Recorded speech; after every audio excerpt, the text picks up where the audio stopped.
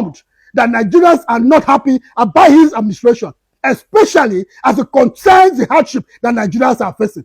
Mr. President, the bills you are signing, recently we saw it on the news that Mr. President have signed 500 naira for 10,000 naira fuel that begins by January. Mr. President, this is not what Nigeria wants. This is creating more hardship on Nigerians.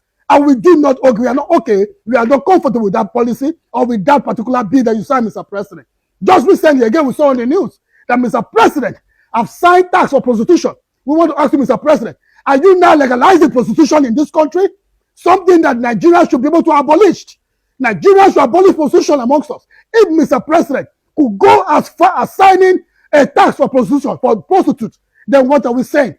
Such a bill does not mean well in this country. Such a bill will not be able to clean the system. Rather, it will increase the high level of corruption that is being indebted or that is actually currently living with Nigerians. Mr. President, I want to tell you that what you are doing and your administration is not favorable to Nigerians and may call for a serious revolution against you, and also call for a challenge in your success come 2027. If you do not succeed come 2027, know very well that you actually do not pay attention to the demands and the yearnings at the core of Nigerians. We are now making a call that, Mr. President, go back and revisit the pump price of petrol. We want the pump price of petrol to go back the way it was when you protested. We want the pump price of petrol to return back to the amount of the pump price that it was as at the time you protested against the president, the then President Goodluck Ebele Jonathan. You protested against him because of pump price. Mr. President, can you bring back the current pump price of Nigeria to the same pump price you protested against? Mr. President, that's one of our call. Mr. President, also one of our call is that you must prioritize security and reduce the excessive hardship that we are facing. Prioritize security and reduce the killings that is going on in Nigeria, in all parts of this country. Mr. President, are you not aware? Or it's because none of your loved ones have been killed in the current crisis? Mr. President, you must be aware that Nigerians are being killed on a daily basis, and yet you are Mr. President.